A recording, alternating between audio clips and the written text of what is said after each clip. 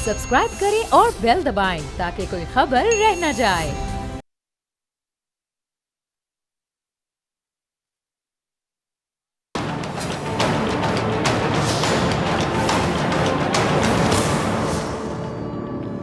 बिस्मिल्लाहिर्रहमानिर्रहीम, अस्सलाम वालेकुम नाज़रीन, आप देख रहे हैं प्रोग्राम ऐसे नहीं चलेगा और मैं हूं आपके साथ माहरूख शहरियार।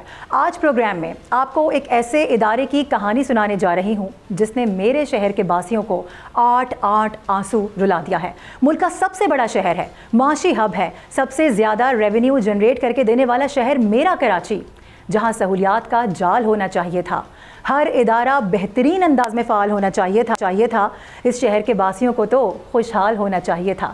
लेकिन जहां मेरे शहर कराची में अनगिनत मसाइल हैं, वहीं पर माजी में PIA और स्टील मिल्स जैसे इदारे जो कभी बेपनाह मुनाफा बख्श इदारे हुआ करते थे, लेकिन आज सफ़ेद हाथी बनकर मुल्क की मईशत पर बोझ बन चुके हैं। उन्हीं इदारों में एक और नाम अगर शामिल कर लिया जाए तो गलत ना होगा, और वो है के इलेक्ट्रिक, जिसको प्राइवेटाइज़ किया गया था, लेकिन वो भी सफ़ेद हाथी से कम साबित नहीं हुआ। इस इदारे को प्राइवेटाइज़ करने का मकसद था कि इदारे की कारकर्दगी बेहतर हो सके, लेकिन वक्त ने पॉलिसी साज़ों के इस फैसले को भी गलत साबित कर दिया है। वक्त गुजरने के साथ साथ ये प्राइवेटाइजेशन हुकूमत और आवाम दोनों के गले पड़ चुकी है, और अब एक और सफ़ेद हाथी अपने पूरे जिस्से के साथ अवाम पर बोझ बनता नज़र आ रहा है। ये इदारा गले की एक ऐसी हड्डी बन चुका है जो न निगली जा रही है और ना ही उगली जा रही है। के इलेक्ट्रिक में गैर कानूनी कब्ज़ों ने इस इदारे का भट्टा तो बिठाया ही, साथ ही आवाम का जीना भी महाल कर दिया है। न दिन को सुकून है, न रात को चैन है। बिजली तो नहीं आती, लेकिन नाजरीन भारी भरकम बिल ज़रूर आ जाते हैं। के इलेक्ट्रिक की मुख्तलिफ बदउनवानियाँ हैं, जिसमें सर फहरिस्त सर्विस डिलीवरी की ख़राब कारकर्दगी है। इस इदारे से अवामी एतमाद को इतना नुकसान पहुँचा है कि अवामी एतमाद ख़त्म हो चुका है। सर्विस डिलीवरी के मुख्तलिफ शोबे जैसे कि बिलिंग है, गैर एलानिया लोड शेडिंग है और ओवर बिलिंग जैसी बेज़ाब्तगियाँ इदारे से अवामी एतमाद को ख़त्म कर देती हैं। साथ ही साथ इंतज़ामी उमूर के हवाले से भी अब ख़बरें सामने आना शुरू हो चुकी हैं। आपको ये बता दें कि के इलेक्ट्रिक में गैर कानूनी कब्ज़े और मायूस कुन कारकर्दगी की दास्तान सामने आ गई है। कानूनी जंग और नाक़िस कारकर्दगी के बाइस के इलेक्ट्रिक सरमायाकारों की तवज्जो खो बैठी है। और साथ ही साथ आपको ये बताएं कि जो फाइनेंशियल टाइम्स है, उसने के इलेक्ट्रिक की कारकर्दगी और मौजूदा सूरत हाल पर एक तफसीली रिपोर्ट जारी कर दी है। रिपोर्ट के मुताबिक के कानूनी तनाज़ात और मुसलसल नाक़िस कारकर्दगी का शिकार है, जिसके नतीजे में सरमायाकारों को राग़िब करने में नाकाम हो रही है। के इलेक्ट्रिक इस वक्त एक कानूनी कशमकश से गुजर रही है। ये तनाज़ा कंपनी के इंतज़ामी और एग्जीक्यूटिव कंट्रोल पर सऊदी अक़लियती और पाकिस्तानी अक्सरियती सरमायाकारों के दरमियान है। एक अक़लियती सरमायाकार ने मुबैना तौर पर के इलेक्ट्रिक का कंट्रोल हासिल कर लिया है, जबकि अक्सरियती सरमायाकार को बोर्ड पर बैठने से रोका जा रहा है। अब ये अक़लियती सरमायाकार की जानिब से मुबैना तौर पर हुकूमत पाकिस्तान और स्पेशल इन्वेस्टमेंट फैसिलिटेशन काउंसिल को धमकियाँ दे रहा है। सार्फिन के लिए भी के इलेक्ट्रिक की कारकर्दगी मायूस कुन है।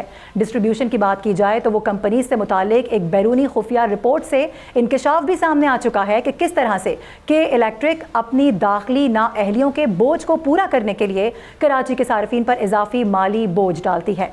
के इलेक्ट्रिक पावर जनरेशन समेत बिजली के तरसीली निज़ाम की बेहतरी के हवाले से भी काम नहीं कर सकी है। मालियाती कारकर्दगी के हवाले से गुज़िश्ता 1, 3 और 5 सालों की बात की जाए तो के इलेक्ट्रिक के स्टॉक कीमतों का जिस तरह से भट्टा बैठा है, कराची स्टॉक एक्सचेंज इंडेक्स के मुकाबले में रुझान वो जाहिर करता है कि सरमायाकार मौजूदा के इलेक्ट्रिक इंतज़ामिया के एतमाद को हासिल करने में नाकाम है। नाजरीन, मजमूई तौर पर के इलेक्ट्रिक कानूनी तनाज़ात, मुबैना गैर कानूनी कब्ज़े और मुसलसल नाक़िस कारकर्दगी के बायस एक पेचीदा सूरत हाल से दो चार है। इस सूरत हाल ने न सिर्फ सरमायाकारों को दूर किया है, बल्कि कराची के शहरियों पर भी मनफी असरात मुरतब कर दिए हैं। मुतालिका हुकाम को इस सूरत हाल का संजीदगी से नोटिस लेना होगा और मसाइल का हल अब तलाश चाहिए। तमाम तर मामले पर बात करने के लिए एनकेएम के सीनियर रहनुमा फारूक सत्तार साहब हमें ज्वाइन कर चुके हैं, उनसे बात करेंगे। बहुत शुक्रिया, welcome to the show sir, कैसे मिजाज हैं? اللہ کا شکر ہے جی. فاروق صاحب، ظاہر آج جاننا یہ چاہ رہے ہیں کہ جس طریقے سے ابھی ہم گفتگو کر رہے تھے کے الیکٹرک کے حوالے سے، جس طرح سے اس ادارے کے ساتھ ناانصافی کی جا رہی ہے، جو ان کے اسٹیک ہولڈرز ہیں ان کو یہ مل نہیں رہا ہے، اس کے ساتھ ساتھ یہ ہے کہ جو معاملات ہیں اس ادارے کے وہ کافی خراب ہو گئے ہیں. شیئرز اگر ان کے دیکھیں پاکستان اسٹاک ایکسچینج میں وہ گر چکے ہیں، نہ یہ ادارہ گروتھ کر رہا ہے. اس کے علاوہ جو غیر قانونی بھرتیاں ہیں اس ادارے کے اندر، اس نے اس ادارے کا بھٹا بٹھا کے رکھ دیا ہے. عوام الگ پریشان ہے، اس کے ساتھ ساتھ اس ادارے کو بڑا نقصان ہو رہا ہے، انویسٹمنٹ نہیں آ رہی ہے. اس پر کیا کہیں گے؟ میں سمجھتا ہوں کہ الیکٹرک یا کے ای جو ہے وہ ظاہر ہے کہ ہم سب کے لیے ایک بہت بڑا چیلنج بن گیا ہے نا. اور کہ الیکٹرک یا جو کے ای ہے اسے جو سپورٹ ملنی چاہیے مرکز سے، جو سرپرستی ہونی چاہیے، اس میں بھی کوئی یکسوئی نہیں ہے اور اس میں بھی کوئی تسلسل نہیں ہے اور اس میں بھی کوئی مرکز کی دلچسپی نظر نہیں آتی. میں اس کے بھی کچھ نکات آپ کے سامنے بیان کروں گا. لیکن کے ای کا جو اپنا سب سے بڑا فالٹ ہے نا وہ یہ ہے کہ انہوں نے عوام کو جو اسٹیک ہولڈرز ہے انہیں جس طرح اپنے ساتھ لے کر چلنا چاہیے تھا، انہیں اپنی طاقت بنا کے رکھنا چاہیے تھا، ان کو بھی بہت بری طرح سے نظر انداز کیا. اس میں کوئی دو رائے نہیں ہے. اور سب سے بڑی بات ہے، دیکھیں اگر ایک جیسے کہتے ہیں کہ پی ایم ٹی ہے اور ایک ہے فیڈر جو کہ بہت ساری پی ایم ٹیز کے اوپر ہوتا ہے، تو ایک پی ایم ٹی پر اگر فرض کر لیں کہ 200 یا 300 صارفین ہیں تو ایک فیڈر پر سمجھ لیں کہ 2000 یا 4000 صارفین ہوتے ہیں. اچھا، اب کسی ایک پی ایم ٹی پر کچھ لوگ نادہندہ ہیں تو اس پی ایم ٹی کو بند کرنے کی بجائے، لوڈ شیڈنگ اس پر کرنے کی بجائے پورے فیڈر کے اوپر لوڈ شیڈنگ کر دی جاتی ہے. تو جو 75% 80% صحیح وقت پر بجلی کا بل دے رہے ہیں اور اپنی ذمہ داری پوری کر رہے ہیں وہ بھی صبر کرتے ہیں. اچھا، پھر یہ بات انہیں سمجھ میں نہیں آتی کہ اگر انہوں نے جو بل دینے والوں کو بھی انہی کے ساتھ رگڑنا شروع کر دیا جو بل نہیں دے رہے یا نہیں دے پاتے، تو پھر اس کا مطلب ہے جو دے رہے ہیں نا وہ کہیں گے پھر ہم بھی کیوں دیں اس علاقے میں اس فیڈر کے. تو یہ آہستہ آہستہ ان کی جو کلیکشن یا ان کا ریونیو اور کم ہوتا چلا جائے گا. یہ کوئی پالیسی بصیرت ویژن والی نہیں ہے، یہ کوئی دانش مندانہ پالیسی نہیں ہے. تو میرے خیال میں بہت ساری ایسی باتیں جس کو ٹھیک کرنا چاہیے. پھر اگر مینٹیننس کا کام ہے، ہم ہر بار کہتے ہیں سردیوں کے مہینے میں کر لیں، جب آپ کہیں بجلی بند بھی کریں گے تو شاید زیادہ فرق نہ پڑے. لیکن بالکل پیک پر ہوتے ہیں جب گرمیوں کے مہینے، جب موسم گرما، اس وقت جو ہے وہ مینٹیننس کے نام پہ لوڈ شیڈنگ ہو رہی ہے، غیر اعلانیہ لوڈ شیڈنگ ہو رہی ہے. تو یہ وہ دو تین وجوہات ہیں جس کی بنا پر پھر مبالغہ میں اس بلنگ کی ایک بہت بڑی شکایت ہے. بالکل. کہ وہ جو میٹر ہے شاید پورے پاکستان میں کوئی اور میٹر ہے جو ہیسکو کے یا پیسکو کے یا فیسکو کے، لیکن کے ای کے جو میٹر ہے وہ بالکل ڈفرینٹ ہے. یہ بھی لوگوں کی عام شکایات ہیں.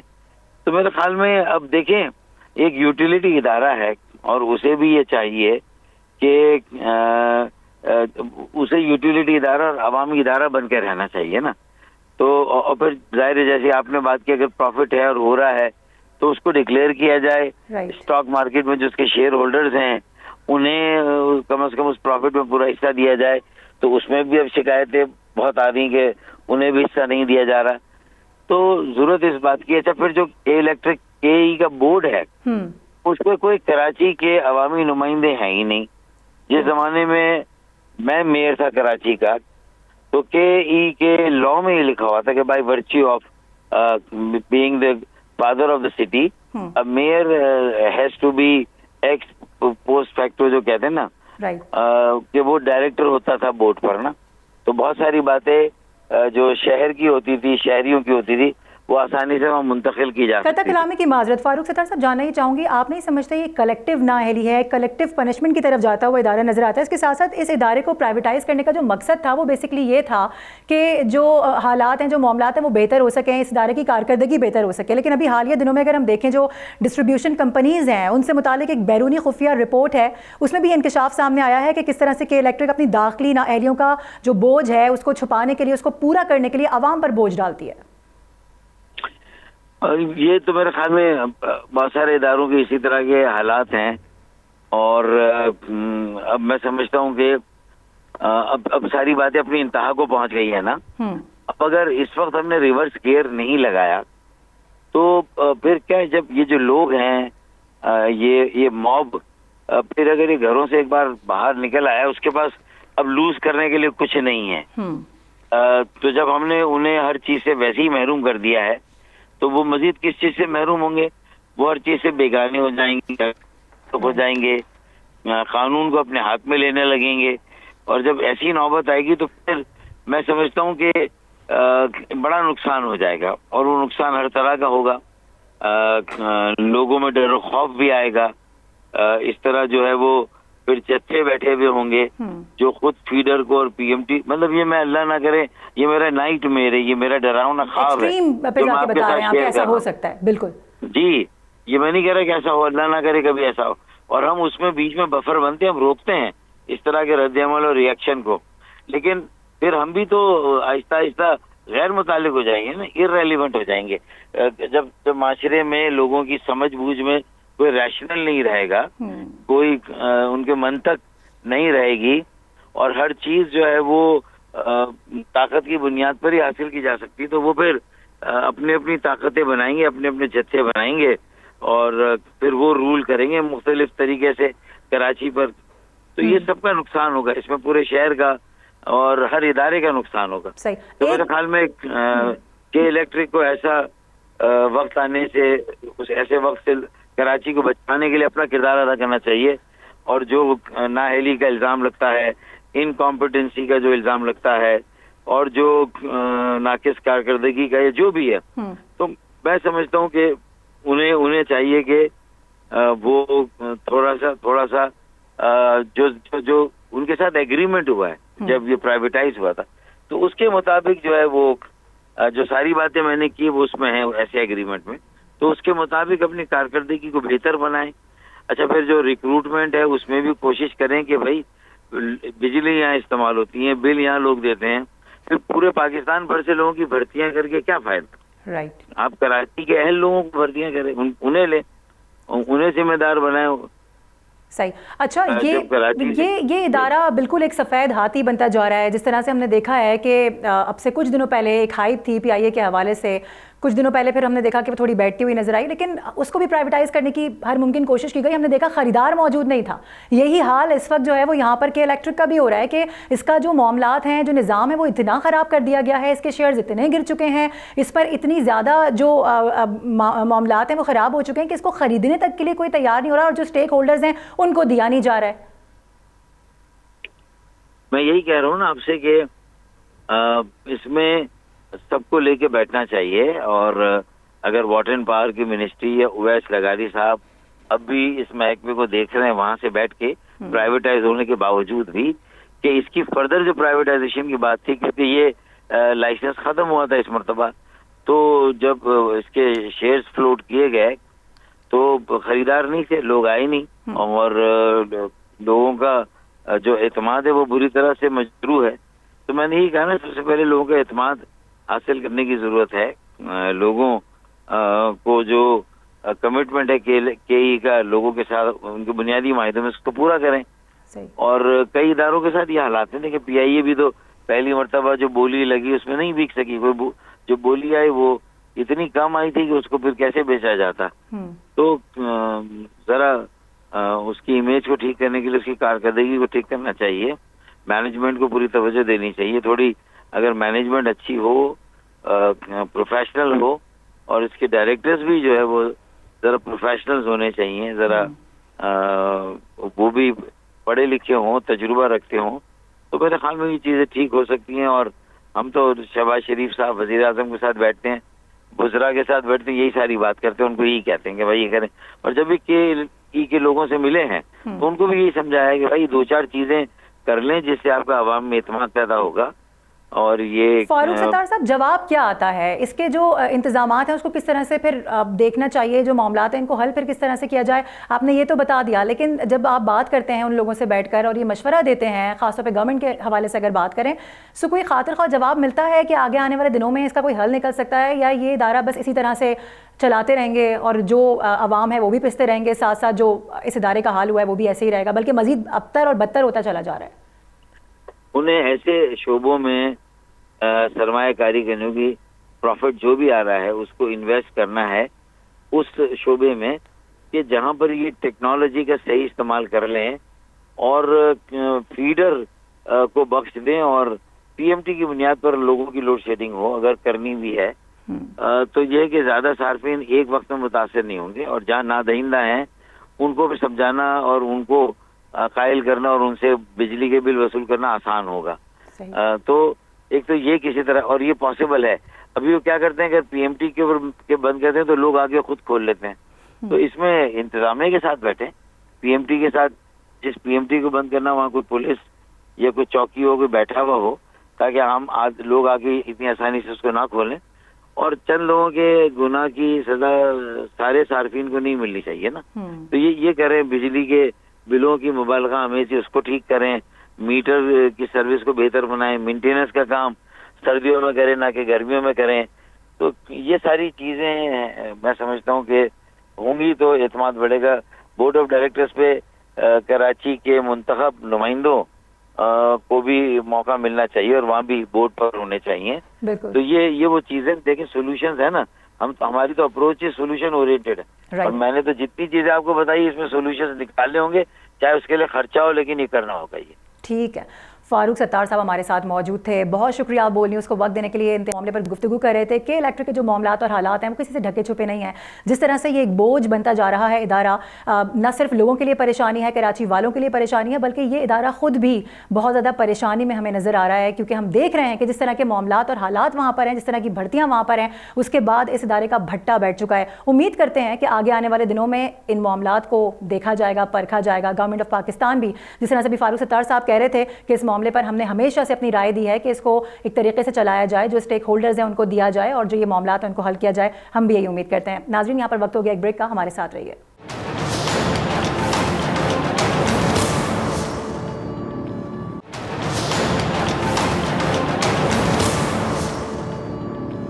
ویلکم بیک ناظرین. پاک انڈیا تعلقات میں پہلگام واقعے کے بعد بھارتی گودی میڈیا نے دن رات ایک کر دیا ہے, لیکن اپنا بیانیہ بیچ نہ پایا. فالس فلیگ آپریشن, اس پر جھوٹے بیانات, الزامات اور اپنے ہی لوگوں کا خون بہا کر مودی نے جو ڈرامہ رچایا ہے, اس پر پاکستان نے ایک کلیئر کٹ موقف لیتے ہوئے جو ٹھوس اقدامات لیے ہیں اس پر بھارت تلملا اٹھا ہے, اور بھارتی عوام نے سوشل میڈیا پر بھارت کے خلاف ہی واویلا مچا دیا ہے. ناظرین, پچھلے 2 دن سے اگر دیکھا جائے تو بھارت کی جانب سے بیان بازی میں اور الزامات میں کافی خاموشی نظر آ رہی ہے. یہ خاموشی کسی خطرے کا پیش خیمہ ہے؟ سب کے ذہنوں میں یہی سوال اٹھ رہا تھا. کل انڈیا کے ناپاک عزائم کے حوالے سے ایک خبر بھی لیک ہوئی, جس سے غالب کا یہ شعر یاد آ گیا ہے کہ بے خودی بے سبب نہیں غالب, کچھ تو ہے جس کی پردہ داری ہے. ناظرین, نیو یارک ٹائم میں چھپی یہ خبر جس پر ابھی ہم گفتگو کرنے جا رہے ہیں, اس کے بعد یہ بات واضح ہو جاتی ہے کہ بھارتی ناپاک عزائم کس طرح سے ظاہر ہو رہے ہیں, بلکہ مودی کے گودی میڈیا کے منہ پر تماچا بھی ہیں.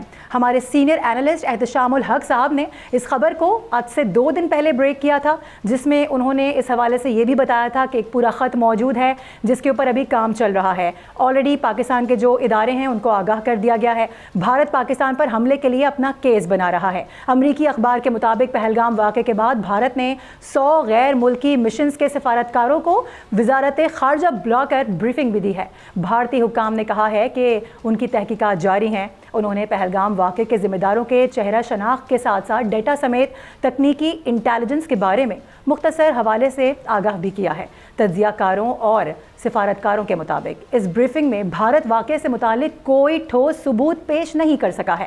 امریکی اخبار کے مطابق ان بریفنگ سے آگاہ 4 سفارتکاروں نے بتایا ہے کہ نئی دلی بظاہر اپنے ہمسایہ اور روایتی دشمن کے خلاف فوجی کارروائیوں کے لیے کیس بنا رہا ہے. دوسری جانب امریکی اخبار نے یہ دعویٰ بھی کر دیا ہے کہ بھارت جنگ کا ماحول بنا رہا ہے. بھارت غیر ملکی سفیروں کو بھی کوئی ایسا ثبوت نہیں دے سکا جو موجودہ حملے کو پاکستان سے جوڑ سکے, نہ ہی پاکستان کا نام لیا گیا ہے. میڈیا رپورٹس کے مطابق اس کے باوجود بھی انڈین میڈیا یہ دعویٰ کر رہا ہے کہ بھارت پاکستان کے اندر اہداف کو نشانہ بنانے کا ارادہ رکھتا ہے. پروگرام کے حوالے سے گفتگو کرتے ہوئے آپ کو یہ بتا دیں کہ ہمارے سینئر اینکر پرسن کی جانب سے یہ بتایا گیا ہے کہ اگر کوئی مس ایڈونچر کیا گیا تو پاکستان بھی اس کا بھرپور جواب دے گا, حملے کو ناکام بنایا جائے گا. اس کے علاوہ پاکستان نے بھی اکراس دا لائن سینکڑوں اہداف کا تعین کر لیا ہے جنہیں منٹوں کے اندر نشانہ بنایا جائے گا. متعلقہ ذرائع نے یہ واضح کر دیا ہے کہ پاکستان نے حالیہ کشیدگی کا آغاز نہیں کیا, نہ ہی پاکستانی ریاست کا پہلگام واقعے میں کوئی ہاتھ ہے اور نہ ہی ابھی تک اس کے کوئی شواہد مل سکے ہیں. ناظرین, تمام تر معاملے پہ بات کرنے کے لیے ہمیں جوائن کر چکے ہیں ہمارے سینئر اینالسٹ احتشام الحق صاحب, جن کی جانب سے یہ خبر بریک کی گئی تھی, اور اس کے ساتھ ساتھ بریگیڈیئر ریٹائرڈ مسعود احمد خان بھی ہمارے ساتھ موجود ہے. دونوں کو ویلکم کریں گے. Welcome to the show. کیسے مزاج ہیں آپ دونوں کے؟ جی thank you so much, good to be with you Maroof. Same here. Ehtisham صاحب, پہلے آپ ہی کی جانب آنا چاہوں گی. آپ نے آج سے 2 دن پہلے ہماری ہی ٹرانسمیشن میں بیٹھ کر یہ خبر بریک کی تھی, جس کے حوالے سے اب ہم دیکھ رہے ہیں کہ نیو یارک ٹائمز کی جانب سے بھی ایک چھاپ لگا دی گئی ہے, تصدیق کر دی گئی ہے کہ ایسا واقعی ہونے جا رہا ہے. اب آپ سے جاننا یہ چاہیں گے کہ اگر خدا نخواستہ ایسا ہوتا ہے, اگر ہم اس طرف بڑھتے ہیں, تو کیا یہ کوئی حل ہے؟ 2 ایٹامک پاور کا آمنے سامنے آنا کتنا بڑا ڈیزاسٹر ہو سکتا ہے؟ دیکھیں معروف, کہا جاتا ہے کہ جب فرسٹریشن میں اور ڈیسپریشن میں آپ فیصلے کرتے ہیں تو آپ سے غلطیاں ہوتی ہیں, اور جب آپ جھوٹا سچا بیانیہ بنانے کی کوشش کرتے ہیں, اور خاص طور پہ ایسے موقع پہ کہ جب ساری دنیا جان چکی کہ پہلگام میں کیا ہوا, بقول آپ کے کہ جی 4 دہشت گرد آئے تھے جنہوں نے اتنے لوگوں کو مارا ہے.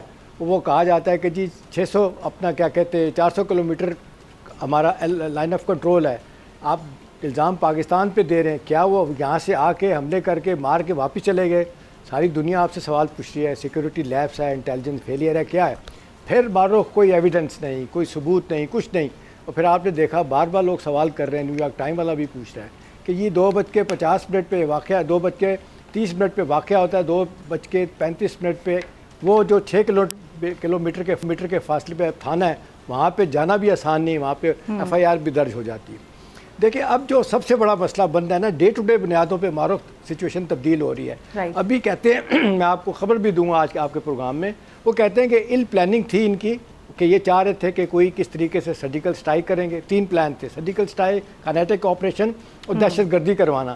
انہوں نے کہا کہ جی ایک بھرپور طریقے سے دہشت گردی کا حملہ کرواتے ہیں. کل رات کو انہوں نے 100 لوگوں کو بھیجا, دہشت گردوں کو 70 کو واصل جہنم قرار دیا گیا, بھیج دیا گیا جہنم میں, اور ان کو سمجھ نہیں آئی کہ ہوا کیا ہے. انہوں نے اندر, ہمارے بہادر فوجیوں نے ان کو اندر گھیر کے مارا ہے, اور ایک بڑا سٹرونگ میسج افغان طالبان کو بھی دے دیا کہ دیکھیں آپ ہم سے جنگ نہیں کر سکتے, آپ بھائی ہیں, ہم آپ کا لحاظ کر رہے ہیں, یہ مت کریں آپ. لیکن آپ کو پتہ ہے وہ جس جگہ چلے ہوئے ہیں, پیسہ چلا ہوا ہے ہندوستان کا بھی اور سیکورٹی ایجنسیز کا, تو یہی کام کریں گے.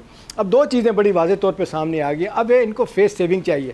میں آپ کو خبر دوں معروف, اس وقت صورتحال یہ ہے کہ جو ویسٹرن سفارتکار ہیں وہ پاکستان کو کنوے کر رہے ہیں کہ جی ہم سمجھ رہے ہیں کہ ہندوستان کا کیس نہیں ہے, لیکن وہ کہہ رہے ہیں کہ ہندوستان کو فیس سیونگ چاہیے. تو آپ اس طرح کیجئے کہ کوئی چھوٹا موٹا, ہم دیکھتے ہیں لفظ یوز کیا گیا, کوئی کھیت, کوئی فیلڈ میں جا کے کوئی میزائل مارے گا جس کا نقصان بھی نہیں ہوگا, اور ان کی جس کو کہتے ہیں فیس سیونگ ہو جائے گی, وہ چلے جائیں گے. آگے سے جواب دیا کوٹ ان کوٹ ہماری ٹاپ لیڈرشپ کی طرف سے جو گیا, we can not afford not to react. اگر آپ سمجھتے ہیں کہ ہم ریئیکٹ نہیں کریں گے تو یہ نہیں ہو سکتا. تو نتیجتاً اس محاذ سے بھی یہ بھاگ گئے. پھر بڑی امبیرسمنٹ معروف ان سے یہ ہوتی ہے کہ ابھی رشیا, چائنا, سعودی عرب, UAE, آذربائیجان, ان ساروں نے کہا ہے کہ جی یہ پرائم منسٹر شہباز شریف صاحب کا ایک بہت اچھی آپ کو آفر ہے, بجائے نعرہ بازی کرنے کے, جھوٹ بولنے کے, نیریٹو بیان کرنے کے, آپ اس طرح کریں ایک انڈیپینڈنٹ انکوائری کا حصہ بن جائیں, جو ساری دنیا میں ہوتا ہے. الزام تراشی سے پہلے یہ کر لیں. اب ان کو یہ نہیں سمجھ آ رہی کہ سفارتکاری کے میدان میں بھی ان کے مار پڑ رہی. اور تو ٹرمپ پہ جس پہ تکیہ تھا, انہوں نے کیا کہہ دیا, وہ غلطی سے کہا یا جان بوجھ کے کہا کہ جی یہ 1,500 سال پرانا مسئلہ ہے. میں سمجھتا ہوں کہ انہوں نے جان بوجھ کے یہی کہا کہ یہ بڑا پرانا مسئلہ ہے. جیسے ہمارے بلوچستان کے چیف منسٹر نے کہا تھا کہ ڈگری ہوتی ہے, جعلی ہوتی ہے, صحیح ہوتی ہے. ان کا بھی مطلب یہی تھا کہ بھی جعلی ڈگری بھی چلتی ہے. تو اب صورت حال یہ ہے کہ امریکہ نے بھی ہاتھ اٹھا دیا بغیر ثبوت کے آپ کا ساتھ دینے کے لیے تیار نہیں, اور پھر چائنا نے کھل کے نہ صرف حمایت کی ہے بلکہ باقیوں کے ساتھ مل کے کہا ہے کہ آپ جائیں اور بیٹھ کے انکوائری کروائیں. کیا سمجھ رہے ہیں آگے آنے والے دنوں میں اس معاملے کو کہاں پہ جاتا دیکھ رہے ہیں؟ اور جس طرح سے بھی احتشام الحق صاحب بھی کہہ رہے تھے کہ شاید فیس سیونگ کے لیے یہ چاہتا ہے کہ چھوٹا موٹا ہی صحیح لیکن کم از کم ایک اسٹرائک کر دیا جائے. جی ہاں, بہت شکریہ معروف. دیکھیں, پہلی بات یہ ہے کہ جہاں میڈیا کی آپ نے بات کی ہے, آپ دیکھیں جب سچ حق کی بات ہوتی ہے, سچ کی بات ہوتی ہے, تو ان میں شکست ہو گئی ہے. جو پاکستان نے نیریٹو ان کا جو تھا اس کو جس طریقے سے شکست دی ہے, اور ابھی دیکھیں کیونکہ جس طریقے سے میڈیا چینلز تھے یا سوشل میڈیا تھی اور ان کے سامنے وہ ٹھہر نہیں سکے. دیکھیں کہ وہاں پہ تو چینلز کی بھرمار ہے, اور آپ نے دیکھا ہوگا جس طرح ایک ہائپ کریٹ تھی, وار ہسٹیریا کریٹ کیا گیا تھا کہ جیسے جنگ ہوئی ہے, پتہ نہیں کیا سے کیا ہو رہا ہے. لیکن جس طریقے سے چیزیں یہاں سے منظم انداز میں چلی ہیں, مین سٹریم میڈیا نے کی ہے, ہمارے آئی ایس پی آر کی طرف سے جو ایک کلیدی کردار رہا ہے, ان کے ایک فارمر کور کمانڈر ہے جنرل حسنین, 15 کور کے تھے, سری نگر کور کے, تو انہوں نے کہا اگر ہم نے کوئی کسی چیز کو میڈیا مینجمنٹ دیکھنی ہے, انفارمیشن وارفیئر دیکھنی ہے, تو انہوں نے کہا پاکستان کے آئی ایس پی آر سے آپ چیزیں سیکھ لیں. ہم دیکھیں اس میں تو یہ ہے, اور ورنہ دیکھیں کہ ان کا مقصد کیا تھا. یہ تو فیک نیوز پہ چل رہے تھے نا, EU11 نے ان کو ایکسپوز کیا, 750 فیک میڈیا آؤٹ لیٹس چلا رہے تھے پاکستان کے اگینسٹ, اور ان میں کون لیڈ کر رہا تھا؟ ایشیا نیوز انٹرنیشنل, ANI والے, جو انڈیا کے سب سے بڑی اب جس طرح سے بھارت انگیج کرتا پھر رہا ہے مختلف ممالک کو کہ بھائی آؤ ہمارا ساتھ دو یا ہمیں اجازت دے دو, چھوٹے موٹے اسٹرائک کی اجازت دے دو, تاکہ ذرا جو ہمارا ایک نیریٹو تھا وہ جو ہم نے بلڈ کیا تھا اس کی دھاک نہ بیٹھے. سمجھ رہے ہیں کہ اس طرح کا کوئی معاملہ ہو سکتا ہے؟ اور اگر خدا نخواستہ ایسا کچھ ہو جاتا ہے چھوٹا موٹا ہی صحیح, تو ظاہر ہے پاکستان تو ہر وقت اس کے لیے تیار ہے. ہمارے آرمی چیف بھی بول چکے ہیں, ہمارا ISPR بیان دے رہا ہے. اس کے علاوہ ہم نے دیکھا سوشل میڈیا بریگیڈ جو ہماری ہے, جس طرح سے ہماری قوم آگے بڑھ کر سپہ سالار کے ساتھ کھڑی ہوئی ہے, وہ بھی سب کے سامنے ہے. جی ہاں, دیکھیں جس طرح احتشام صاحب نے بات کی ہے کہ بڑا واضح طور پہ ان کو میسج دیا گیا ہے کہ یہاں پہ یہاں پہ جو لیڈرشپ بیٹھی ہوئی ہے, وہ جو ان کی سوچ ہے, کلیئرٹی ہے, وہ کسی چیز پہ کمپرومائز کرنے کو تیار نہیں ہے. پاکستان کی سوورینٹی پہ, ٹیریٹوریل انٹیگریٹی پہ اور ڈگنیٹی پہ کسی صورت میں کمپرومائز نہیں ہوگا. اور دیکھیں نا جس طرح بات ہو رہی ہے کہ وہ اب تک کوئی ایویڈنس نہیں دے سکے ہیں. اب جو 100 ڈپلومیٹس کو بلا کے انہوں نے وہاں بریفنگ دی تھی, تو وہاں پہ ایک ڈپلومیٹ نے یہ سوال پوچھا تھا, کیا تم ایک نیوکلیر آرم نیبر کے ساتھ جنگ کرنے جا رہے ہو based on the pass pattern? ثبوت کوئی نہیں ہے. ایک تو وہ ہے, پھر انٹرنیشنل کمیونٹی نے ان کا جو سودا تھا وہ خریدا نہیں.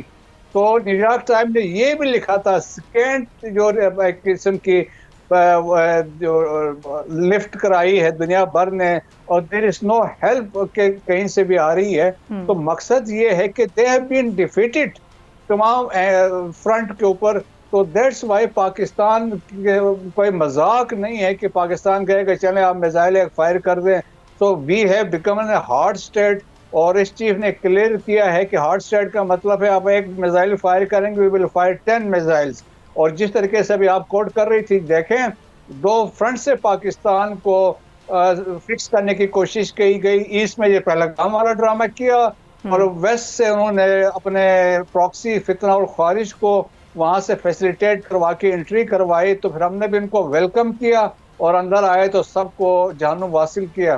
سو واضح میسج افواج پاکستان کا ہے, آپ جہاں سے بھی حملہ کرو گے, آپ کے شکست جو آپ کے مقدر میں لکھی ہے, افواج پاکستان اور پاکستانی قوم جو ہے کسی بھی صورت میں کوئی وہ یہ کہ ہندو بنیا کی جو سپرمیسی کے خواب ہے وہ کسی صورت میں ایکسیپٹیبل نہیں ہے. ہم چاہتے ہیں ڈگنیٹی ایٹ پیرٹی کے ساتھ. صحیح.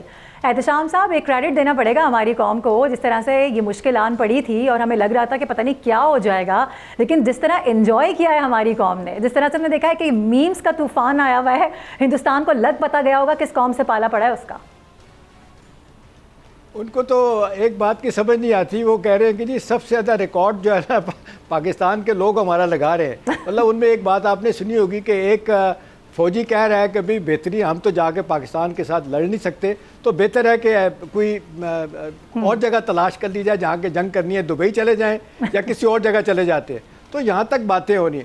دیکھیں جو سب سے زیادہ پریشان کن بات ہے نا، کل جو معروف ان کے سپریم کورٹ کے سابق جج مرکنڈے صاحب نے جو بیان دیا ہے نا، مجھے تو لگتا ہے کہ ان کو مودی مروا نہ دے. انہوں نے کہا کہ عقل کے ناخن لے لو، اندھو عقل کے اندھو ناخن لے لو، یہ آپ کس طرح کی بات کر رہے ہو؟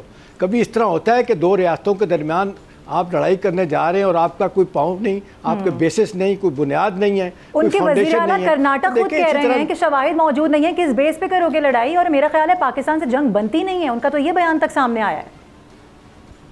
اور پہلی دفعہ معروف یہ ہو رہا ہے کہ میں دیکھ رہا ہوں کہ انڈین میڈیا پہ کہیں نہ کہیں سوشل میڈیا پہ اکثر یہ باتیں آ رہی ہیں.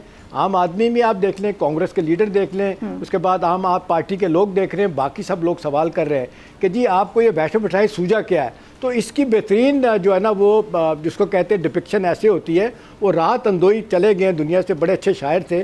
ان کا ایک بڑا خوبصورت شعر ہے، وہ کہتے ہیں سرحد پہ تناؤ ہے دیکھو کہاں چناؤ ہے. اب یہ دیکھیں باہر میں الیکشن ہونے جا رہا ہے، جب بھی الیکشن کہیں ہوتا ہے نا تو وہ پاکستان ٹارگٹ کرتے ہیں الیکشن جیتنے کے لیے. وہاں پہ لوگ سوال کرتے ہیں کہ بھی اب پاکستان میں کبھی جب بھی الیکشن ہوتے ہیں کبھی ہندوستان کا نام آتا ہے، آپ ہر دفعہ پاکستان کا نام لے کے الیکشن جیتے ہیں. دیکھیں تیسری مرتبہ جیت کے تو مودی صاحب آ گئے، لیکن جتنی امبیرسمنٹ اس وقت ان کو ہو رہی ہے، جتنی جس کو کہتے ہیں پسپائی ہر ماس پہ ہو رہی ہے. مسعود صاحب، وزیر دفاع صاحب کہہ رہے ہیں، ہمارے خواجہ آصف صاحب کہہ رہے ہیں کہ ہم بھی کچھ اینٹیسپیٹ کر رہے ہیں، کسی قسم کا کوئی واقعہ ہو سکتا ہے، کوئی چھوٹا موٹا ہی صحیح لیکن کوئی اسٹرائک، کوئی سرجیکل اسٹرائک ہو سکتا ہے. کس طرح سے دیکھ رہے ہیں اس معاملے کو، کیا لگ رہا ہے؟ یہاں لائکلی ہے، دیکھیں کہ اس میں یہ پاسبلٹیز ہے کہ لائن آف کنٹرول کے اوپر جو ہے، یا لائن آف ایکچوئل کنٹرول کی ہم بات کرتے ہیں تو سیاچن کے ایریا میں، پھر لائن آف کنٹرول کی بات ہے گلگت بلتستان ہے، LJK ہے. تو یہاں پہ جو آرٹلری کی شیلنگ ہو سکتی ہے، جو ابھی تک سیز فائر کی وجہ سے جو ایک انڈرسٹینڈنگ ہوئی تھی اس وجہ سے نہیں ہے، تو مارٹرز اور آرٹلری شیلنگ ہو سکتی ہے. سیکنڈ پاسبلٹی ہو سکتی ہے کوئی ریڈ شیڈ کرنے کی کوشش کریں.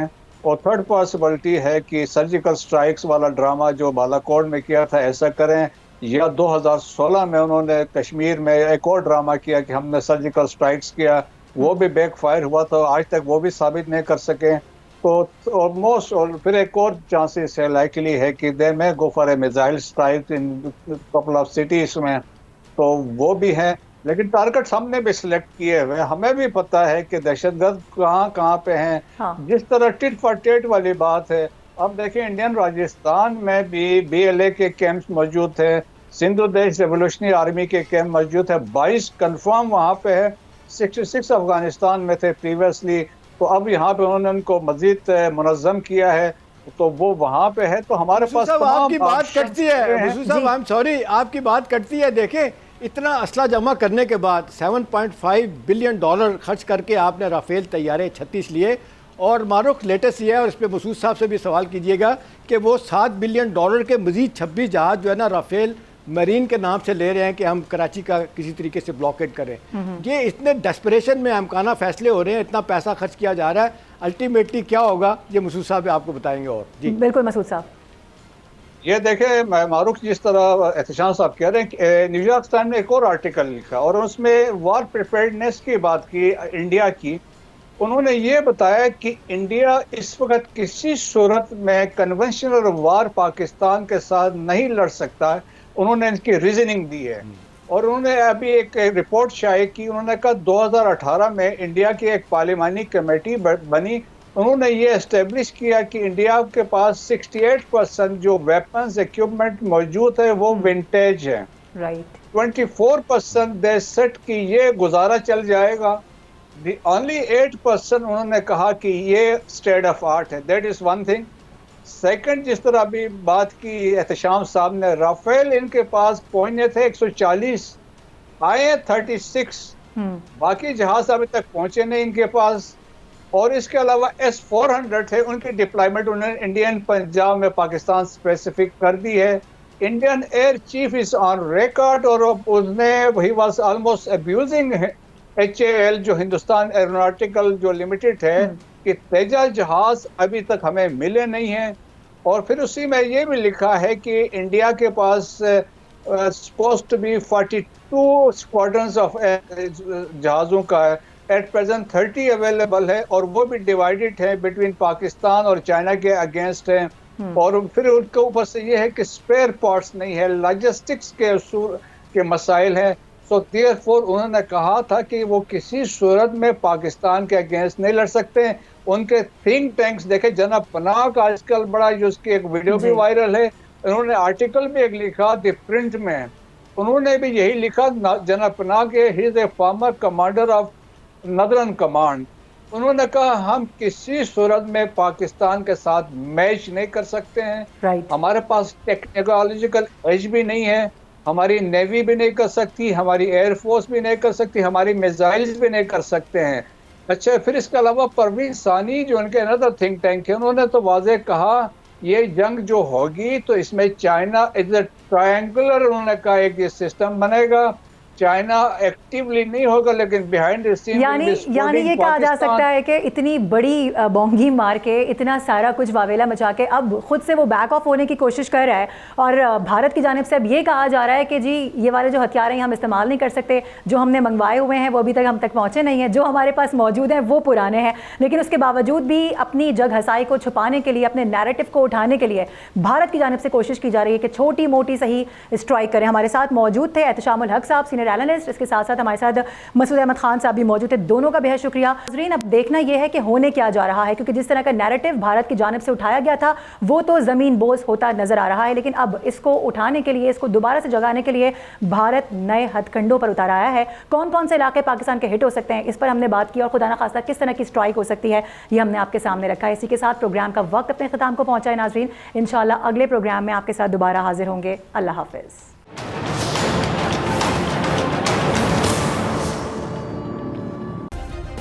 سبسکرائب کریں اور بیل دبائیں تاکہ کوئی خبر رہ نہ جائے.